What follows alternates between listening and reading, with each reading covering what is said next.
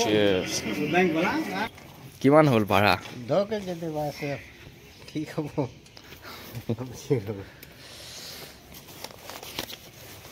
এইটো ল'ব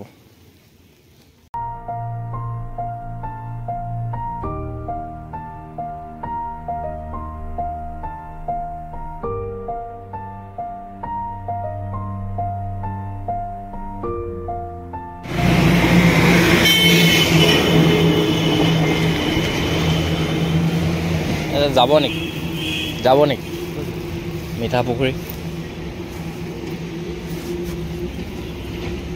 মই প্ৰথম নি আপোনাৰ মই প্ৰথম নি মানে বনি নাই হোৱা আপোনাৰ বলক এতিয়া ওলাই আহিছেহে নে আপুনি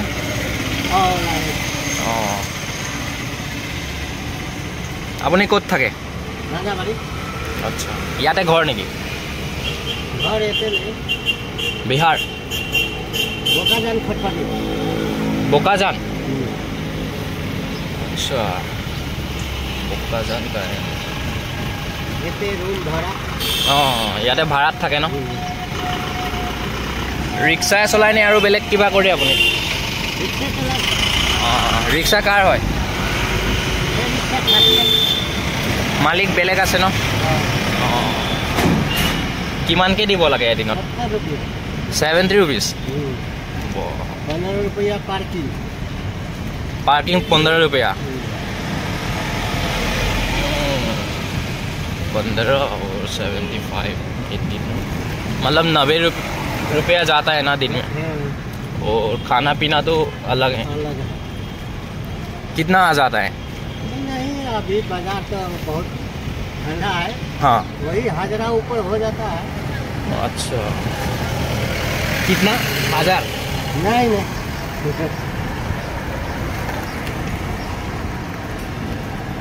500 तो आ जाता है शायद 500 नहीं आता है जो रोमिंग में रहता है ना हाँ वो सके होता है मगर हम तो अब बैक हो गया ना हाँ अभी तो हम रोमिंग नहीं करता है ना हाँ हाँ बस कहीं होता है बरेली का भाड़ा मार का फिर पिए जमीन अच्छा आपका फैमिली भी है ना हाँ सब वो लोग कहाँ पर रहते सब यही राजाबाड़ी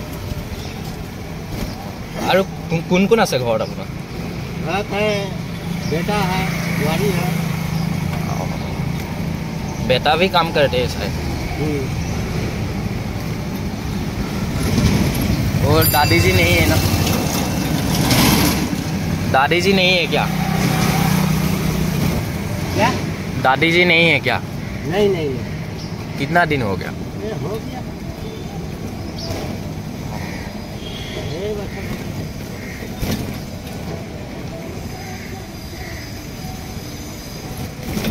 नाश्ता तो किया है ना आप हाँ चाय पानी खाया है फिर खाएगा क्या अभी नहीं खाएगा क्यों मेरे साथ पियो ना इधर से लीजिए आप এইটো হৈছে ৰূপহীয়ালি আৰু ইয়াতে চাহ দোকান পালে ৰখাই দিব हम लोग चाय पी लेते हैं पहले आप भी आइए दोनों पी लेते हैं मैं इफाले मर्निंग वाकत গৈছিলোঁ আৰু তাৰপিছত ভাবিলোঁ ভাগৰ লাগিছে সেইকাৰণে ৰিক্সাতে আহোঁ ভাবিলোঁ দাদাজি এজন লগ পালোঁ ইহঁৰ লগতে আহি আছোঁ এতিয়া কথা পাতি লগ মিঠাই হ'বনে দিয়ক দাদাজি আৰু মই চাহ খাম এতিয়া दादाजी चीयर्स हो जाएगा चीयर्स दादाजी बोलक আমি ইয়াতে চাহ খালোঁ এতিয়া যাওঁগে আৰু আৰামছে আজি ৰাতিপুৱাই মানে ইমান জ্যেষ্ঠ এগৰাকী মানুহ লগ পাইছোঁ যি নিজে ৰিক্সা চলায় তেওঁৰ লগত কথা পাতি আহি আছোঁ আৰু অলপ কথা পাতিম চ' আপোনালোকে ভিডিঅ'টো চাই যাব আৰু এনেই মই আগতকৈ ভিডিঅ'বোৰ অলপ শ্বৰ্টকৈ বনাব লৈছোঁ, কাৰণ বেছি দীঘলকৈ দিলে মানুহৰ কি হয় আজিকালি একদম সময় কম থাকে মানুহৰ হাতত, সেইকাৰণে ভিডিঅ'বোৰ পাৰে মানে মই সৰু কৰিব চাই আছোঁ।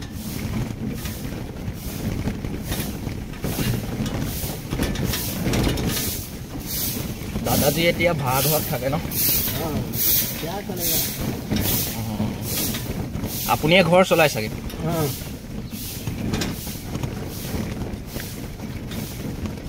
খোৱা বস্তুৰ যিহে দাম,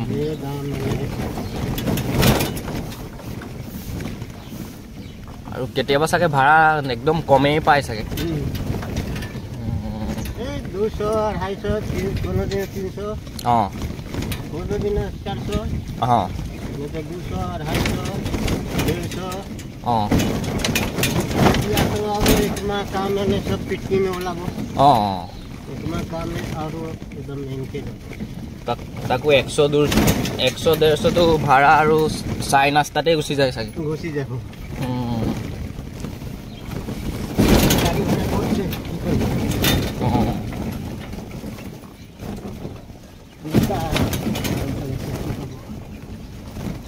जैसा से घर भाड़ा से पेट चलाब লাগবো। তো আমি পাই গৈছোঁ মিঠা পুখুৰী, এইটো মই এইখনতে ৰখিম অলপ। আপোনাৰ বয়স কিমানমান হ'ব? মোৰ 60 ন? বেছি হ'ব চাগে? বেছি হ'ব অলপ।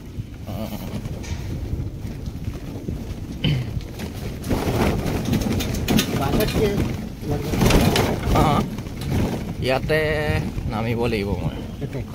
অঁ তো মিঠা পুখুৰী পালোহি। এই দাদাজীৰ লগত আহিলোঁ আজি, ভালেই লাগিলে ৰাতিপুৱাই। কিমান হ'ল ভাড়া? 10 কেজি দিব আছে, ঠিক হ'ব।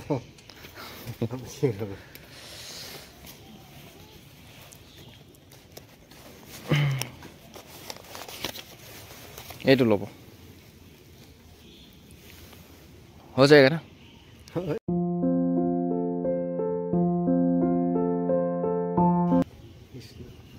মদ পানী নাখাব খালি দেই, ভালকৈ এনেকৈ গৰম কাপোৰ পিন্ধি থাকিব, ঠাণ্ডা দিন আহিছে। আৰু টুপি লগাই আছে, ভালেই কৰিছে বাৰু, মাফলাৰ এখন। মদ পানী নাখাব, ভালকৈ থাকিব, ঠিক আছে? লগ পাম কেতিয়াবা, চিনি পাব নহয় মোক। অঁ ঠিক আছে বাৰু, মই যাম মৰ্ণিং ৱাকত গ'লে এইফালে যাম, যাব দেই। ভাল লাগিলে লগ পাই। চ' ফ্ৰেণ্ডছ, এই দাদাজীৰ লগত আহিলোঁ মই এতিয়া, আৰু দাদাজীক লগ পালোঁ। অঁ যাব। ৰাতিপুৱাই মানে সেইফালে পেণ্টালুঞ্চৰ আগত একদম ৰিক্সাখনৰ ওপৰতে বহি আছিলে, কাষ্টমাৰ পোৱা নাই, পেচেঞ্জাৰ। সেইকাৰণে ময়ো উঠি গুচি আহিলোঁ ৰুমলৈকে, আৰু এই মিঠা পুখুৰীলৈকে আহিলোঁ। ইয়াতে অলপ টাইম মই এতিয়া বহিম, মোৰ ফ্ৰেণ্ড এটা আহি আছে মানে, আৰু দাদাজীৰ লগত একেলগে চাহ খালোঁ, কথা পাতিলোঁ, ভাল লাগিলে। কিন্তু আচল কথাটো সেইটোৱে, তেওঁ এটা ইমান ডাঙৰ বয়সত, মানে ইমান বয়সতো কাম কৰি আছে, যিটো বয়সত আমাৰ অসমীয়া মানুহে বহি খায়। মানে আমাৰ অসমৰ যিখিনি থলুৱা মানুহ আছে, এওঁলোকে বহি খায় আৰামত, বা বুঢ়া হ'লোঁ বুলি মানে একো কাম কৰিব নোৱাৰা হৈ যায়। এইটো বয়সত এওঁক চাওক, এতিয়া 6:30 বাজিছে, মানে এওঁ 5টা 4:30 বজাত উঠি কেনে আহি নিজৰ কামত ওলাই আহে। আৰু আপুনি ৰাতিপুৱা যেতিয়া দেখিব, সেয়া এজন চাওক, সেইজনো বহুত ডাঙৰ মানুহ হয়। এওঁ পানী কঢ়িয়াই আছে, মানে পুখুৰীৰ পৰা এনেকৈ এওঁলোকৰ কাৰ্ডবিলাকত নি কেনে হোটেলে পানী বিক্ৰী কৰে। এওঁলোকক চাওক কেনেকৈ পাৰে, মানে ইমান বয়সতো, 60-70 বছৰ বয়সতো কেনেকৈ কাম কৰিব পাৰে এওঁলোকে, কিন্তু আমাৰ অসমীয়া মানুহে নোৱাৰে। সেইকাৰণে এওঁলোকৰ পৰা আমি বহুত কিছু কথা উঠি অহা প্ৰজন্মই শিকাটো বহুত ইম্পৰ্টেণ্ট হয়, যে যদি তেওঁলোকে ইমান বয়সতো কাম কৰিব পাৰে, আমি কিয় নোৱাৰোঁ। আৰু অকল এয়াই নাছিলে মোৰ আজি ভিডিঅ'টো বনোৱাৰ আৰু এটা উদ্দেশ্য আছিলে। আজি কেইদিনমান আগলৈকে এনেকুৱা এটা পোষ্ট ফেচবুকত বা ছ'চিয়েল মিডিয়াত ভাইৰেল হৈ আছিলে, যে শিক্ষিত সমাজে, ষ্টুডেণ্টেই হওক, নাইবা এজন এমপ্লয়িয়ে হওক, এজন ভদ্ৰ মানুহেই হওক, যেতিয়া এখন ৰিক্সা দেখে ন বাটত, তেতিয়া তেওঁ কি সোধে, ঐ ৰিক্সা যাবি নেকি? এজন শিক্ষিত মানুহে এজন ৰিক্সাৱালাক সোধে যে ঐ ৰিক্সা যাবি নেকি, লাগিলে ৰিক্সাৱালাজন তেওঁতকৈ বেছি বয়সৰেই নহওক কিয়, তেওঁৰ মা পাপাৰ সমানেই নহওক কিয়, তেওঁৰ ককাৰ লগৰেই নহওক কিয়, ঐ ৰিক্সা যাবি নেকি বুলি সোধে এজন শিক্ষিত মানুহে। আৰু সেই ৰিক্সাৱালাজনে, যাক অশিক্ষিত বুলি আমি গণ্য কৰোঁ আমাৰ সমাজে, এক শ্ৰেণীৰ মানুহৰ দৃষ্টিকোণৰ হৈ পৰে যে ৰিক্সাৱালা অ'টোৱালাসমূহ অশিক্ষিত। আৰু সেই অশিক্ষিত ৰিক্সাৱালা বা অ'টোৱালাজনে আমাক ওলোটাই সম্বোধন কৰে যে দাদা ক'ত যাব, ছাৰ ক'ত যাব। আৰু আমি সোধোঁ যাবি নেকি, আৰু তেওঁ ওলোটাই আমাক সোধে যে ক'ত যাব। তেনেহ'লে চাওক অশিক্ষিত কোন আচলতে? সেইটো এটা ডাঙৰ প্ৰশ্ন। আৰু সেইটো প্ৰশ্নৰ উত্তৰ বিচাৰিয়ে মই আজি ভিডিঅ'টো বনাইছিলোঁ যে আমি কিয় কৰোঁ এনেকুৱা, আমাৰ সমাজে কিয় কৰোঁ এনেকুৱা এক শ্ৰেণীৰ মানুহৰ লগত এনেকুৱা আচৰণ, এনেকুৱা ব্যৱহাৰ। এওঁলোকোতো শিক্ষিত হ'ব পাৰে, এওঁলোকৰতো এখন ঘৰ আছে, এওঁলোকৰতো নলেজ আছে। সেইকাৰণে আমি এনেকুৱা মানুহক সন্মান কৰিব শিকিব লাগে। যি কামেই নহওক, মিউনিচিপাল বৰ্ডৰ ল'ৰাকেইটাই নহওক, যি ৰাস্তাৰ জাবৰ জোঁথৰবিলাক চাফা কৰি আমাৰ সমাজখনক চাফ চিকুণকৈ ৰখাত আমাক সহায় কৰিছে, এওঁলোককো আমি সহায় কৰা উচিত। আৰু এনেকুৱা বহুত সৰু শ্ৰেণীৰ মানুহ আছে যাক আমি বহুত বেয়া দৃষ্টিৰে চাওঁ, এওঁলোকক আমি প্ৰত্যেককে সন্মান কৰাটো খুবেই প্ৰয়োজন। সেইকাৰণে আজি মই ভিডিঅ'টো বনাইছিলোঁ।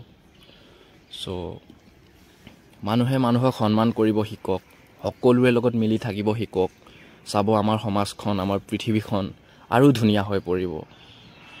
চ' আজিৰ ভিডিঅ'টো ইমানেই। যদি ভাল পালে লাইক কৰক, কমেণ্ট কৰক। লগতে মোৰ ভিডিঅ'টো যদি আপুনি ইউটিউবত চাই আছে, মোৰ ইউটিউব চেনেলটো ছাবস্ক্ৰাইব নিশ্চয় কৰিব। লগতে যদি আপুনি ফেচবুকত চাই আছে তেন্তে মোৰ ফেচবুকটো ফ'ল' কৰি ৰাখিব, যাতে মই লৈ অহা এনেধৰণৰ ব্যতিক্ৰমী ভিডিঅ'সমূহ আপুনি আগতীয়াকৈ পায়। চ' থেংক ইউ। জয় আই অসম।